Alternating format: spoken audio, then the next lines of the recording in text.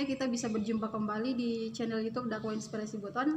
Kali ini kita akan membahas tentang hal yang menjadi polemik saat ini, yaitu pernyataan media asal Jerman yaitu DW Indonesia yang mempertanyakan tentang pemakaian jilbab terhadap anak kecil. Ya, jadi media itu mengatakan bahwa apakah anak kecil yang dipakaikan jilbab itu merupakan pilihan si anak sendiri. Nah, menurut Umu, apa tanggapan Umu terhadap pernyataan yang disampaikan melalui akun media sosialnya Dewi Indonesia? Ya, Assalamualaikum warahmatullahi wabarakatuh. Alhamdulillahirabbil alamin. Assalatu wassalamu asrofil anbiya'i wal mursalin wa ala alihi washabihi ajmain. Asyhadu an la ilaha illallah wa asyhadu anna Muhammadar Rasulullah. Rabbitu billahi robba bil islami dina wa bil Muhammadin nabiyya wa rasulah. Rabbi sholli sadri wa yassir li amri wa uqdatam min lisani yafqahu qawli. Ya, alhamdulillah ya, puji syukur kepada Allah Subhanahu wa taala karena telah memberikan kita kesempatan kembali untuk bincang-bincang kembali dengan tema yang berbeda lagi. Dan salawat serta salam tidak lupa kita sampaikan kepada junjungan kita Nabi besar Muhammad SAW, kepada seluruh keluarga beliau, kepada seluruh sahabat beliau dan pengikut beliau yang senantiasa istiqomah berada di jalan beliau hingga hari kiamat. Nah, jadi menanggapi blunder ya yang dibuat oleh DW Indonesia kemarin itu yang mempertanyakan gitu pemakaian jilbab terhadap anak kecil, lalu dengan mewawancara Darul Mahmada gitu tentang apa tanggapan mereka terkait pemakaian jilbab terhadap anak kecil. Lalu dijawab bahwa khawatir gitu kalau pemakaian jilbab kepada anak kecil itu adalah bentuk pemaksaan kepada anak itu dan akan menjadikan anak itu jadi eksklusif gitu, akan terbiasa berbeda dengan teman-temannya yang lain. Nah, sebenarnya pernyataan seperti ini gitu tentang mempertanyakan syariat Islam, atau syariat Islam itu diskriminasi terhadap terhadap perempuan atau terhadap anak gitu, terhadap Islam itu memaksakan gitu, intoleran dan segala macam. Ini bukan pernyataan yang baru, tapi ini adalah lagu lama yang terus diulang-ulang sebenarnya oleh mereka yang menamakan diri mereka itu sebagai Islam liberal ya, jadi mereka mengaku Islam gitu tetapi liberal. Jadi berpakaian Islam, mengaku Islam tapi otaknya liberal. Apa yang keluar dari otak mereka, apa yang keluar dari mulut mereka, apa yang keluar dari karya-karya mereka justru bertentangan dengan Islam, bahkan menyerang gitu syariat Islam itu gitu. Dan ini bukan yang baru gitu, sejak lama Islam liberal itu. Dulu ada jaringan Islam liberal gitu yang sangat fenomenal gitu. Pada tahun 2005 itu dikeluarkan Fatwa MUI tentang pelarangan terhadap pemahaman Islam liberal ini. Jadi mereka mengusung pemahaman yang mengatakan bahwa Islam itu tidak perlu terikat dengan teks-teks agama dalam tanda kutip Al-Quran dan As-Sunnah gitu. Jadi cukup terikat dengan rasio dan selera. Jadi Islam mengikuti zaman. Jadi bukan zaman mengikut Islam. Maka muncul pernyataan-pernyataan yang nyeleneh dari kelompok ini gitu. Jadi mereka menghalalkan LGBT gitu kan. Sangat terkenal itu salah satu tokoh JIL itu adalah Musdah Mulia. Dia mengatakan bahwa LGBT itu homoseksual itu boleh gitu kan gitu. Lalu mereka juga mengupayakan rancangan undang-undang kesetaraan gender gitu. Mereka mencoba mempreteli undang-undang perkawinan terkait hukum poligami, terkait hukum hak waris gitu. Lalu tentang kepemimpinan laki-laki dalam keluarga. Mereka juga menggugat usia nikah anak gitu. Mereka mengatakan bahwa pernikahan dini itu bentuk pemaksaan atau pengeksploitasian terhadap anak seperti itu. Sebenarnya yang mereka serang ini adalah syariat Islam, dan anehnya mereka mengatakan diri mereka Islam tapi pemikiran yang mereka bawa justru liberal gitu. Pemahaman-pemahaman yang berasal dari barat gitu. Nah, kalau kata Ustadz Abdul Somad itu ada dua kemungkinan kenapa mereka ini terus menggencarkan gitu Islam liberal ini ke Indonesia gitu. Yang pertama karena kejahilan atau kebodohan, tidak tahu apa-apa, ada yang tawarin LSM gitu dengan tawari jabatan, ditawari pekerjaan, ditawari gaji dan segala macam, ikut-ikutan gitu. Atau yang kedua karena OD gitu, ujung-ujungnya duit. Karena kalau mengampanyekan syariat Islam yang benar ya pasti nggak ada uangnya gitu. Tapi kalau mengampanyekan ide-ide barat banyak uangnya gitu. Ya kalau kata Ustadz Abdul Somad itu sebenarnya kan ide-ide kayak kesetaraan gender gitu kan sebenarnya hasil adalah buah dari traumanya bangsa barat terhadap teokrasi, terhadap gereja saat itu di abad 16 sampai 18. Lalu mereka mencoba karena mereka banyak uang, lalu mereka mencoba. Jadi jiwa mereka yang sakit, lalu mereka ingin ajak kita sakit juga gitu. Karena sakit traumanya mereka terhadap sistemnya mereka, tetap terhadap ajaran mereka, mereka bawalah ke dunia Islam, lalu mereka coba ajak kita untuk sama seperti mereka agar sakit sama-sama sakit seperti itu. Dan karena mereka banyak uang ya, orang kalau lihat orang banyak uang walaupun sakit dianggap sehat gitu kan. Nah inilah yang terjadi gitu di negeri kita gitu. Islam liberal ini memang terus dipropagandakan pemahaman-pemahaman sesat mereka untuk diterima oleh masyarakat Indonesia gitu, untuk diterima di negeri Muslim. Cuman karena pemahaman mereka ini memang menyimpang dari akidah gitu, memang banyak terjadi penolakan, termasuk di negeri ini banyak penolakan gitu terhadap jaring Islam liberal ini. Cuman upaya mereka tidak pernah berhenti. Mereka terus gitu melakukan penyerangan dengan baik dalam tataran statement-statement mereka gitu, atau mengadakan pertemuan-pertemuan seminar dan segala macamnya. Bahkan mereka mencoba menembus tataran regulasi gitu kan, mencoba menembus undang-undang segala macamnya gitu. Nah itu yang mereka upayakan. Nah termasuk sekarang mereka membuat blunder lagi gitu. Kalau beberapa tahun lalu mereka mengatakan LGBT itu boleh, lalu muncul disertasi tentang hubungan di luar nikah itu halal asal suka sama suka gitu kan. Lalu sekarang blunder lagi gitu, mereka menggugat jilbab. Nah kalau jilbab kan udah lama sebenarnya kan, ada yang ngaku ustadz gitu kan, tapi istrinya dia suruh lepas jilbab, lalu muncul hari no hijab day gitu kan. Mereka coba baru mengatakan bahwa hijab itu bentuk pengungkungan kepada perempuan, bentuk penjajahan pada perempuan. Jadi mereka terus melakukan. Dan sekarang mereka mencoba menggugat pendidikan orang tua terhadap anak, karena memang mungkin mereka melihat gitu gerakan hijrah ya gitu, anak-anak kecil itu sudah diajari berhijab segala macam, mungkin ya kepanasan mungkin terhadap munculnya kesadaran di tengah-tengah umat terhadap syariat mereka gitu, kesadaran para orang tua yang mendidik anak mereka menjadi lebih baik. Maka upaya dari Islam liberal ini terus mereka upayakan, dan bisa jadi tidak akan pernah berhenti gitu sampai mereka berhasil gitu. Dan ini bukan yang saya bilang tadi, ini bukanlah baru, tetapi ini lagu lama yang terus diulang. Kalau di masa penjajahan Belanda itu ada Senok Horjot kan, yang orang orientalis yang mendekati para ulama, yang berpura-pura menjadi ulama, tapi pernyataan-pernyataannya justru bertentangan dengan syariat.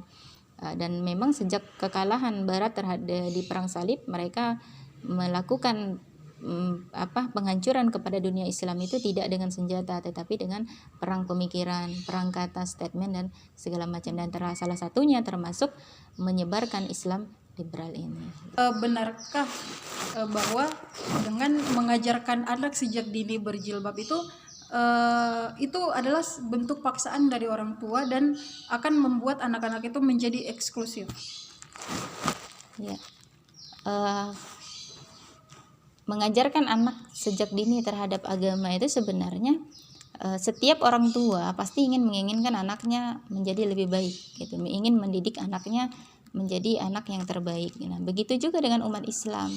Jadi sebenarnya semua agama pasti menginginkan anaknya dididik sesuai dengan caranya. Nah, apalagi umat Islam gitu. Maka wajar gitu jika umat Islam itu menginginkan anak mereka menjadi generasi yang mencintai agamanya. Itu adalah suatu kewajaran gitu. Karena apa? Karena bagi seorang muslim gitu, anak itu adalah amanah Allah. gitu. Amanah Allah yang Allah beri tanggung jawab kepada orang tua tadi sebagai pendidiknya. Jadi tanggung jawab mendidik anak itu ada di tangan orang tua, dan setiap orang tua tadi akan diminta pertanggungjawaban oleh Allah di hari kiamat gitu. Allah berfirman dalam surah At-Tahrim ayat 6, ya ayyuhalladzina amanu qu anfusakum wa ahlikum naro. Jadi hai orang-orang yang beriman, peliharalah dirimu dan keluargamu dari api neraka. Itu perintah Allah gitu kepada setiap pemimpin gitu, dan setiap muslim itu adalah pemimpin bagi orang-orang yang dipimpinnya, dan orang tua itu adalah pemimpin bagi anak-anak mereka, dan akan diminta pertanggungjawaban oleh Allah atas apa yang dipimpinnya, termasuk terhadap anak-anak ini tadi gitu. Nah, makanya di dalam Islam membebankan pendidikan kepada orang tua itu, kepada anak itu sejak awal gitu. Jadi orang tua itu dibebankan amanah oleh Allah Subhanahu wa taala tadi untuk mendidik anak tadi menjadi anak-anak yang soleh gitu, anak-anak yang dididik sesuai dengan fitrahnya. Apa fitrah manusia itu? Yaitu sebagai makhluk Allah gitu. Wa ma khalaqtul jinna wal insa illa liya'budun, dan tidaklah Allah ciptakan jin dan manusia itu kecuali untuk beribadah kepada Allah. Lalu bagaimana anak-anak itu akan menjadi manusia yang beribadah kepada Allah, yang memahami aturan Allah, yang besarnya nanti mereka akan taat kepada Allah kalau nggak dididik oleh orang-orang tua mereka? Makanya Rasul mengatakan gitu bahwa kullu mauladin yuladu alal fitrati. Jadi setiap anak itu adalah terlahir dalam keadaan fitrah gitu. Fa abawuhu, dan orang tuanya Allah yuhawil widanihi gitu kan, wa yunassironihi wa yumajjisanihi gitu. Jadi orang tuanya lah yang nanti akan menjadikan ia itu Yahudi, menjadikan dia Nasrani atau Majusi. Nah, dan ini senada dengan apa yang disampaikan oleh Imam Al-Ghazali gitu, bahwa anak itu adalah amanah Allah. Hati mereka itu masih suci gitu, ibarat tambang yang masih murni dan siap untuk dibentuk, dan silakan membentuknya seperti yang diinginkan oleh si pembentuk gitu. Nah, setiap orang tua pasti punya konsep dalam membentuk anak, dan ketika dia adalah orang tuanya itu adalah muslim, maka konsep dalam mendidik anak pasti meneladani Rasulullah Shallallahu Alaihi Wasallam gitu, yaitu apa? Menjadikan anak-anak tadi generasi yang siap mentaati Allah dan Rasulnya. Karena apa gitu? Ketika ketika kita sebagai orang tua itu sudah tidak ada, maka apa yang akan dia sisakan gitu selain doa anak-anak yang soleh gitu kan? Idza mata insan, kalau mati seorang manusia gitu,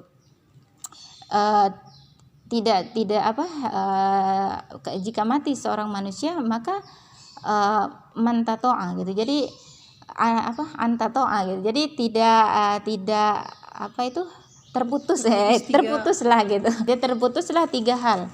Ya, kecuali 3 hal gitu. Apa gitu? Amal jariyah gitu kan. Ilmin yang tafa'uha, ilmu yang bermanfaat, waladun solihah, yaitu anak-anak yang solih gitu. Nah, maka sudah menjadi kewajiban orang tua untuk membentuk, karena anak tadi adalah kertas kosong gitu, putih, suci, yang terlahir dalam keadaan suci, maka orang tuanya lah yang bertanggung jawab menjadikan mereka itu seperti apa kelaknya. Nah, maka di dalam Islam gitu, di dalam mendidik seorang anak itu memang sudah diwajibkan, sudah dibebankan oleh Allah sejak awal, bahkan jauh sebelum anak itu dilahirkan. Salah satu hak anak gitu yang menjadi hak seorang anak itu adalah dipilihkan ibu yang baik gitu. Jadi dipilihkan ayah yang baik, itu salah satu hak anak. Makanya kenapa di dalam Islam ketika Rasulullah memotivasi para pemuda untuk menikah, yang diutamakan itu adalah agamanya. Kenapa? Karena pernikahan itu adalah untuk melestarikan keturunan. Melestarikan melestarikan keturunan. Dan keturunan seperti apa yang akan dibentuk? Yaitu keturunan yang bertakwa kepada Allah. Maka ketika memilih pasangan, yang diutamakan itu imannya, takwanya kepada Allah gitu. Karena itu salah satu hak anak. Makanya ini dipahami betul oleh Umar bin Khattab ketika beliau memilihkan calon istri untuk anaknya Asim gitu. Beliau seorang khalifah tapi memilih seorang pedagang susu menjadi menantunya. Kenapa? Karena si pedagang susu ini jujur. Ketika suatu malam Umar sedang belusukan, lalu bersandar di sebuah dinding, ternyata di dalam rumah itu sedang berbicara dua orang. Lalu ibunya mengatakan bahwa anakku, tambahkan air terhadap susu ini. Lalu anaknya bilang, jangan, kan khalifah melarang kita, Umar melarang itu. Kan Umar nggak lihat. Ya memang Umar nggak lihat, tapi Tuhannya Umar melihat, kata anaknya. Langsung dilamar oleh Umar anak itu. Suruh cari tahu gadis itu. Gitu. Lalu begitu juga dengan Nasruddin Ayub, ayahnya Salahuddin Al-Ayyubi, ketika beliau memilih istri, banyak kalangan bangsawan, wanita-wanita bangsawan yang ditawarkan kepada beliau. Karena beliau kan seorang jenderal kali itu. Gitu. Tapi beliau nggak mau, gitu. Beliau menginginkan istri yang bagaimana? Istri yang memiliki cita-cita yang sama dengan beliau, yaitu melahirkan generasi pembebas Al-Quds. Dan beliau menemukan ibunya Salahuddin Al-Ayyubi, wanita sederhana yang ketika ditanya oleh seorang ulama di balik tirai, gitu kan, tidak dia lihat siapa itu perempuan, lalu perempuan itu ditanya, kau mau cari ditawarkan kau mau suami yang seperti apa? Suami yang akan bersama-sama dia mendidik anak menjadi pembebas Al-Quds. Maka ketika mendengar itu, Nasruddin Al-Ayyubi mengatakan wanita itu yang dia inginkan. Seperti itu. Nah, jadi kewajiban untuk melahirkan generasi yang terbaik, generasi yang taat kepada Allah itu memang sudah Allah bebankan sejak awal, dan itu merupakan tuntutan imannya kita sebagai seorang muslim, itu tuntutan imanan. Makanya di dalam kitab cara mendidik anak karya Syekh Muhammad Abdul Hafiz Zuhaib gitu, beliau menjelaskan gitu di dalam kitab beliau itu bagaimana tata cara Rasulullah SAW mendidik anak gitu dari awal. Jadi sedini mungkin di dalam kitab itu beliau mengutip pernyataan Imam Al-Ghazali, bahwa Imam Al-Ghazali menekankan sangat menekankan agar menanamkan kepada anak itu sedini mungkin akidah, gitu, mentauhidkan anak itu sedini mungkin dengan akidah Islam, agar agar ia tumbuh di landasan akidah yang lurus, seperti itu. Jadi semakin bertambah umurnya, dia akan semakin taat kepada Allah Subhanahu wa taala. Lalu beliau memetakan, pertama yang harus dilakukan ketika mendidik anak itu adalah membina akidahnya. Jadi maka dari sejak awal tadi, sejak sebelum punya pasangan itu udah dipikirkan, kira-kira suamiku nanti seperti apa, yang punya visi yang sama, melahirkan generasi penakluk, generasi pemimpin, seperti itu. Lalu ketika sudah menikah, lalu anak itu ada di dalam kandungan, sudah dididik memang dengan akidah, dibacakan, ditauhidkan anak itu, gitu, dibacakan Al-Quran, dibiasakan dengan asma-asma Allah, gitu. Ketika dia lahir, gitu, dibacakan kalimat takbir, gitu kan, lalu disambut dengan asma Allah, gitu. Lalu terus bertambahnya umurnya, dia terus dididik, dikenalkan dengan Allah, gitu, dimunculkan rasa takut kepada Allah, seperti itu. Jadi akidahnya memang sudah sedini mungkin memang harus dididik, sehingga nanti ketika dia balik, ketika taklif hukum itu datang kepada dia, kita nggak repot lagi, gitu, meluruskan akidahnya dulu, gitu. Lalu yang kedua adalah pembinaan ibadah, gitu. Jadi dibina dari kecil, anak udah kita kenalkan dengan sholat, puasa, ya kan, dengan anak biasa kenapa orang tua harus sering ngajak anak ke masjid, biar dia tahu, oh ini rumah Allah, ini tempat sholat, seperti ini tempat ibadah, gitu. Anak dibiasakan dengan majelis ilmu, gitu, agar dia terbiasa mendengar hal-hal yang baik, seperti itu. Jadi memang itu merupakan yang dicontohkan oleh Rasulullah SAW. Beliau mendidik para sahabat yang masih anak-anak kecil, gitu, seperti Abdullah bin Abbas. Ketika beliau berkata kepada Abdullah bin Abbas, hai anak kecil, gitu, saya ingin menyampaikan beberapa nasihat. Cintailah Allah, maka Allah akan mencintaimu, gitu kan. Berpegang teguhlah kepada agama Allah, maka Allah akan menjagamu, gitu. Meskipun satu dunia meninggalkanmu, gitu, kalau Allah pegang, maka Allah tidak akan pernah meninggalkan. Tapi kalau Allah berkehendak, gitu, meskipun satu dunia mendukungmu, lalu Allah meninggalkanmu, maka kau pasti akan ditinggalkan, seperti itu. Jadi begitu juga ketika Ali bin Abi Thalib setiap hari melihat Khadijah dan Rasulullah sholat, gitu, akhirnya dia bertanya, ibadah apa yang kalian kerjakan itu wahai anak saudara saudara ayahku gitu. Lalu dijelaskan tentang Islam sehingga Ali memilih masuk Islam di usia yang sangat sangat muda gitu. Memang harus dikenalkan begitu. Anak-anak sudah dikenalkan dengan syariat, meskipun dengan bahasa, dengan pendidikan yang sesuai dengan umurnya. Jadi bukan dalam taklif, pemaksaan gitu, tetapi tauladan gitu, lebih kepada tauladan. Ya Rasulullah mentauladankan itu pada para sahabat yang masih anak-anak kecil gitu. Lalu setelah ia mengajarkan ibadah gitu, pembinaan apalagi yang harus diarahkan, pembinaan ke bermasyarakat. Makanya anak sering diajak misalnya ke acara-acara orang-orang besar seperti silaturahmi kepada keluarga dekat, ya kan? Lalu bersosialisasi, pergi ke masjid, bersosialisasi dengan masyarakat yang majelis ilmu. Itu apa? Untuk melatih mereka ketika nanti mereka besar, mereka siap terjun di masyarakat gitu. Mereka tidak menjadi generasi yang masa bodoh, yang tidak peduli dengan sekitarnya, tidak peka, yang hanya tahunya main gadget aja, yang tahunya hanya PlayStation aja gitu. Jadi bukan generasi yang seperti itu. Dan itu merupakan kewajiban orang tua, karena tadi akan diminta pertanggungjawaban oleh Allah. Lalu anak-anak diajarkan adab oleh Rasulullah gitu. Jadi pembinaan akhlak gitu. Jadi adab bertamu, ketika kita ngajak anak bertamu sudah diajarkan dari kecil, Dek, jangan buka semua kue gitu. Ambil yang mau dimakan saja, jangan dimainkan. Dek, jangan masuk ke kamar gitu. Misalnya anak-anak kita kan masih kecil suka lari-larian masuk ke kamar orang, larang gitu. Itu adalah pendidikan adab. Dia cara bertamu begitu gitu. Dia harus diajarkan kapan dia harus meminta izin gitu, meskipun itu barangnya orang tuanya sendiri, apalagi di rumahnya orang, seperti itu. Lalu adab apa lagi? Adab kepada orang yang lebih tua gitu, adab terhadap ulama. Anak-anak sekarang banyak yang tidak punya adab terhadap orang tua. Kenapa? Karena tidak dibiasakan. Dengan orang dewasa itu sama kayak anak kecil diperlakukan. Akhirnya apa? Ketika dia terjun ke masyarakat, dia pergi ke sekolah, gurunya dia lawan gitu kan. Ketika dia di masyarakat ditegur, dia ngamuk gitu. Karena dan saya banyak mendapat curhatan orang tua gitu, yang ketika mereka ibunya itu hijrah ketika anak-anak mereka sudah dewasa, nangis gitu, Mbak, anak saya nggak mau sholat gitu, Mbak, anak saya nggak mau nutup aurat, saya ini takut berdosa segala. Bagaimana sikap?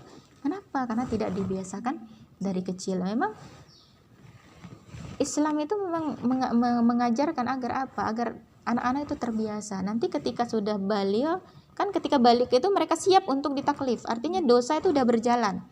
Hitungan dosa sudah berjalan. Bayangkan kalau akidahnya belum siap, ibadahnya belum siap, mereka harus disuruh sholat. Beratnya luar biasa. Dan mereka sudah punya, anak udah balik kan udah punya pergaulan lain. Mereka udah punya pandangan lain.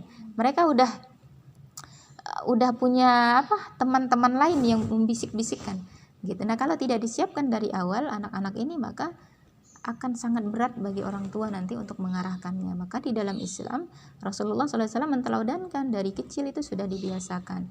Beliau itu begitu gitu. Ketika beliau selalu membawa Hasan dan Husain ke masjid, beliau melarang Hasan dan Husain mengambil makanan itu yang di luar jangkauannya, makan dulu yang di depan gitu.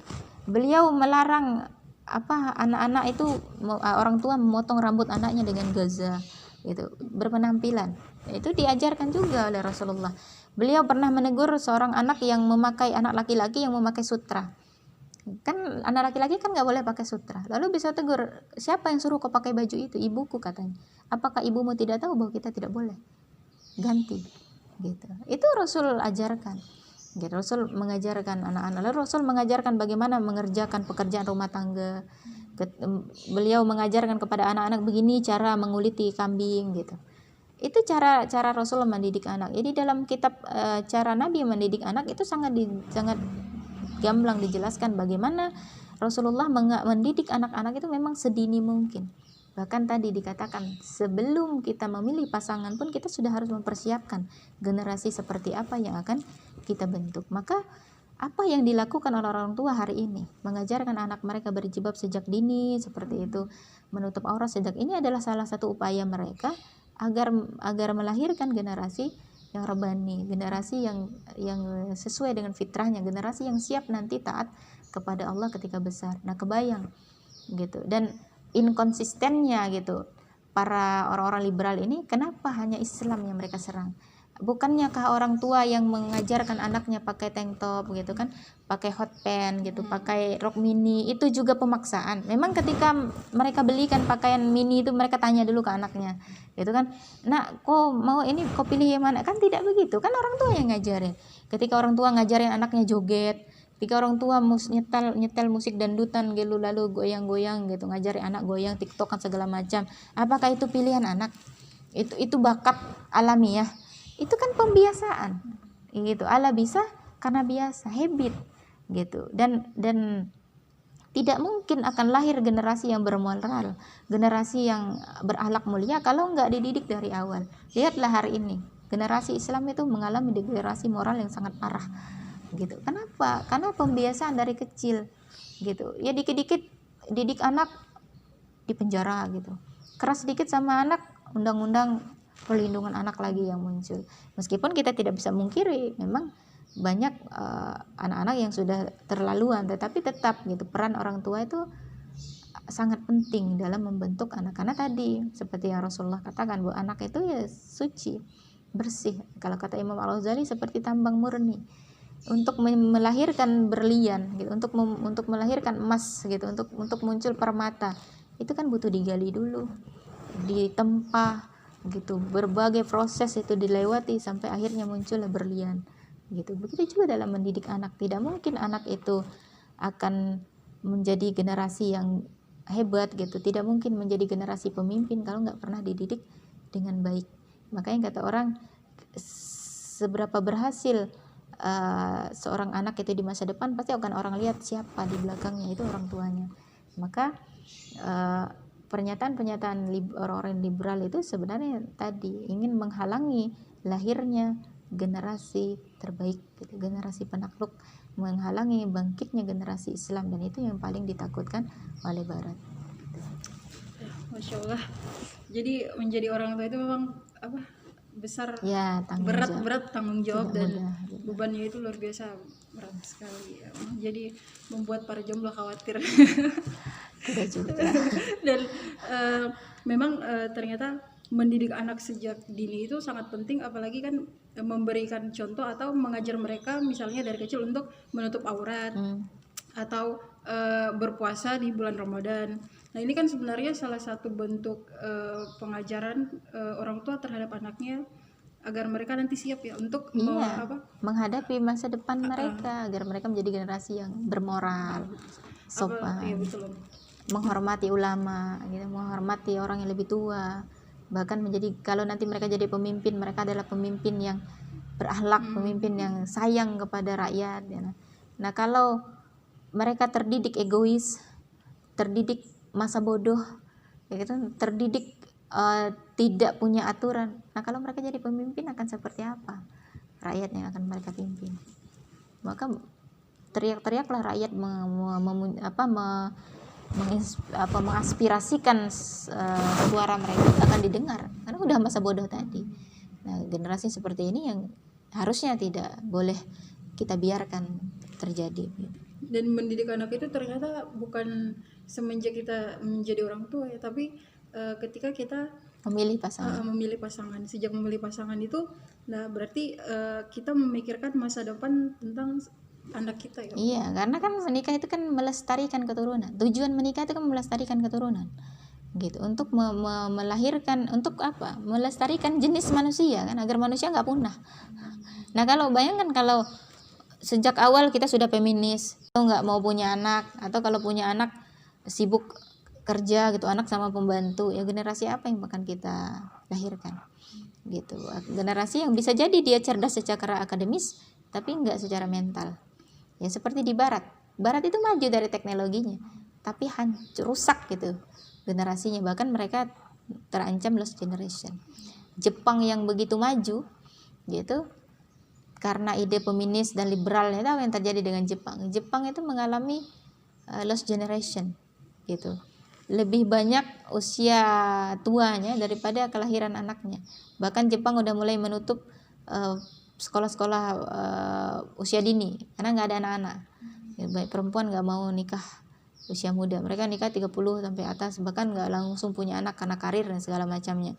Mereka lebih suka memelihara hewan gitu, anjing, kucing gitu, daripada manusia melahirkan anak.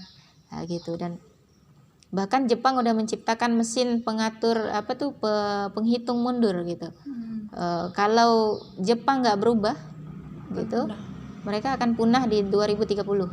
Jepang nggak akan ada lagi di peta dunia. Itu prediksi mereka sendiri gitu. Dan kalau ini terjadi pada generasi muslim, apa yang terjadi dengan kita gitu? Maka umat Islam ya harus cerdas gitu, tidak boleh terpengaruh oleh ide-ide liberal yang nyeleneh. Nah, kalau udah nyeleneh, makanya kenalilah Islamnya, jangan fokus ke orangnya, tapi yang dikenali itu adalah agamanya. Pahami Al-Quran, pahami As-Sunnah, pahami Islam, pahami syariat, sehingga ketika muncul ide-ide yang bertentangan dengan syariat, kita ada tahu, oh, itu bukan dari Islam gitu, oh itu menyimpang. Kita nggak menjadi orang yang ikut-ikutan gitu, apalagi tertarik hanya karena materi semata. Itu bahaya gitu. Ide-ide liberal ini sangat bahaya dan memang harus dilawan dengan pemikiran-pemikiran yang benar. Nah, jadi bagaimana cara kita sebagai umat muslim atau siapapun lah untuk menyikapi isu-isu yang seperti ini? Ya tadi yang saya bilang, harus cerdas, harus memahami Islam dengan benar, kenali Islam, kenali syariat Islam, mana yang datang dari Islam, mana yang bukan, mana yang ajaran Islam, mana yang bukan. Nah, kalau kita memiliki pemahaman ini dan kita mengenal Islam dengan baik, maka kita nggak akan terpengaruh dengan ide-ide liberal seperti ini. Dan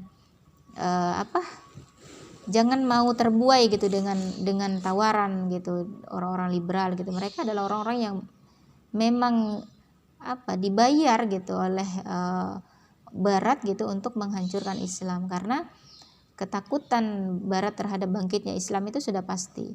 Makanya Salim Fredrik dalam bukunya gitu, invasi politik dan budaya Barat terhadap negeri-negeri Islam itu mengatakan bahwa salah satu cara yang dilakukan oleh imperium atau sebuah kekuatan atau sebuah negara imperium atau penjajah atau negara imperialis untuk menguasai negara jajahnya itu tidak hanya dengan kekuatan politik, tidak hanya dengan kekuatan kepemimpinan, dan tidak hanya dengan kekuatan senjata, tetapi dengan apa? Dengan menanamkan budaya mereka. Dan ini yang terus dilakukan orang liberal. Mereka terus mengampanyekan budaya mereka bahwa kemben itu lebih bagus daripada jilbab gitu, cadar konde lebih baik daripada cadar gitu kan, perempuan nggak wajib berjilbab gitu, perempuan itu harus setara dengan laki-laki gitu kan, perempuan itu harus menampilkan, kalau laki-laki bisa angkat galon, perempuan harus bisa angkat galon, kalau laki-laki bisa angkat barbel, perempuan harus angkat barbel gitu kan. Ya, ide-ide seperti ini ya harusnya ya kita kenali gitu, bahwa apa yang tidak datang dari Allah gitu maka tinggalkan gitu. Ma atakam rasul pantahu. Jadi apa yang Rasul perintahkan ya kita ikuti. Kalau Rasul tidak perintahkan jangan ikuti, kan itu perintah Allah kepada kita. Maka cerdas-cerdaslah menjadi generasi muslim, cerdas-cerdaslah menjadi orang tua, cerdas-cerdaslah menjadi orang umat Islam gitu. Tidak usah didengarkan gitu suara sumbang gitu, anggap saja nyanyian lalu gitu, suara-suara angin lewat gitu, gonggongan gitu kan, longlongan ya jangan disebut gitu kan. Apa yang mereka ucapkan ya kita tetap semangat, tetap meskipun dianggap diskriminasi, dianggap intoleran, ya cuek saja gitu. Nyatanya sampai detik ini agama-agama lain masih bisa tumbuh subur di Indonesia, nggak ada intoleransi gitu. Dan berbeda itu adalah fitrah. Dari zaman Nabi Adam sampai hari ini manusia itu selalu berbeda, nggak mungkin sama, nggak mungkin selalu satu umat itu semuanya sama, dan berbeda itu adalah salah satu fitrah dari Allah Subhanahu Wa Taala. Nah, jadi kalau takut dengan perbedaan, ya nggak usah hidup gitu. Ya, kalau kan mereka bilang kan begitu kan, nanti berbeda, eksklusif segala macam. Lo berbeda itu wajar gitu. Udah dari dulu di Indonesia tuh ada agama Islam, ada Buddha, ada Kristen, ada Hindu gitu kan, bahkan ada kepercayaan dan segala macam. Toh selama ini bisa berdamping dengan baik. Kenapa sekarang seolah-olah syariat Islam tidak toleran? Kalau Islam tidak toleran itu udah lama gitu.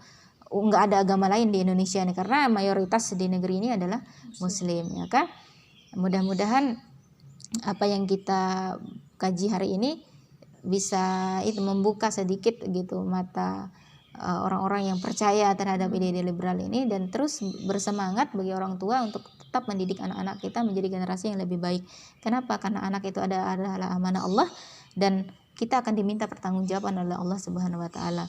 Gitu, akan sangat menyedihkan gitu ketika di akhirat nanti Allah tanya atas pertanggungjawaban kita, dan kita ternyata membiarkan anak-anak kita menjadi orang-orang yang pembangkang gitu. Dan sudah pasti gitu, kalau anak kita adalah pembangkang, orang tua pasti akan ikut apa yang sesuai dengan didikannya di dunia gitu.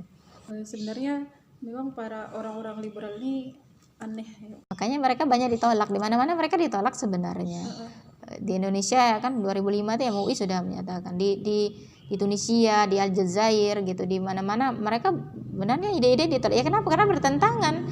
Wong Islam kok nyeleneh gitu, kok boleh LGBT gitu. Mereka mengutip surah Al-Hujurat tentang kebolehan berpasang-pasangan, tentang Allah menciptakan manusia berpasang-pasangan. Lalu mereka bilang kan tidak disebutkan gendernya di situ gitu. Berarti nggak harus lawan jenis dong gitu, boleh sesama jenis.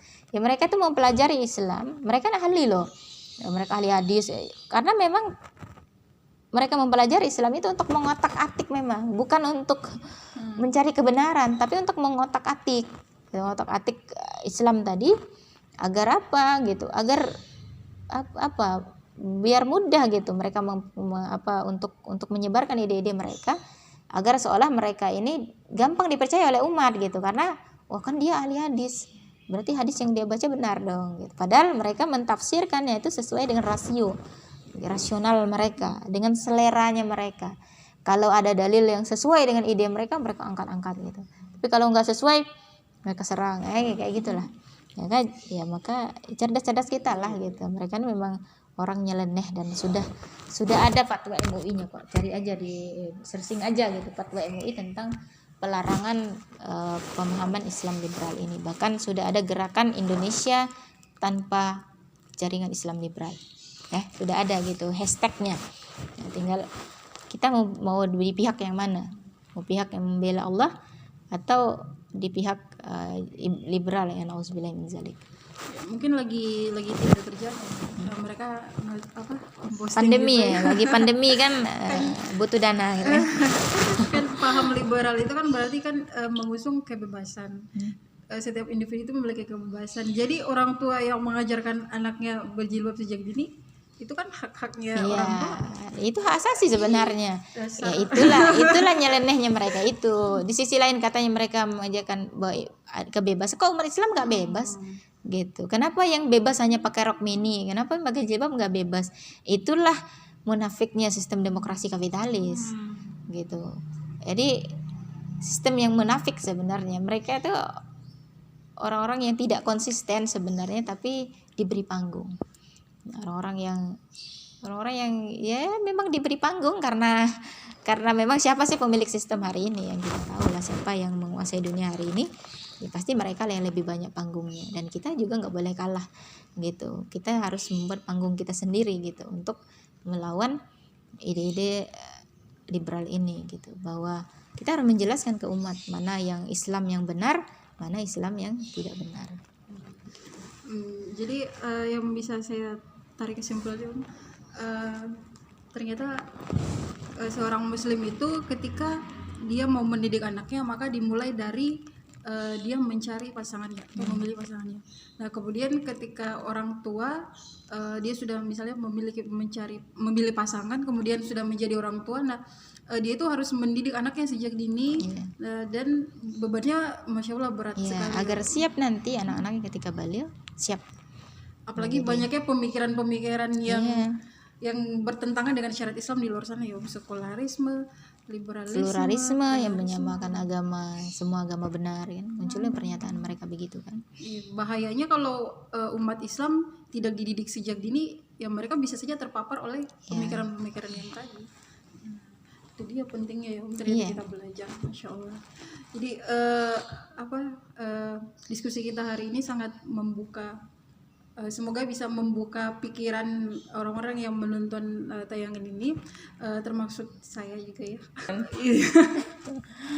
Jadi bukan cuma saya, tapi masih banyak jomblo-jomblo di luar sana, termasuk yang Di depan ya. Jadi kita itu harus mencari mengajar, mendidik anak itu sejak memilih pasangan. Dan kita juga harus mempersiapkan diri, yaitu mempelajari ilmu agama, memahami Al-Quran dan As-Sunnah. Untuk melahirkan generasi Qurani, melahirkan generasi penakluk, generasi pemimpin, itu butuh ilmu. Maka yuk ngaji. Yuk ngaji. Dan jangan lupa ngaji bersama kami di Dakwah Inspirasi Boton. Ya, terima kasih atas kesempatannya hari ini, yang berkali-kali telah meluangkan waktu untuk kita berbincang-bincang dengan tema yang hangat ya. Terima kasih atas waktu luangnya, dan assalamualaikum warahmatullahi wabarakatuh. Assalamualaikum.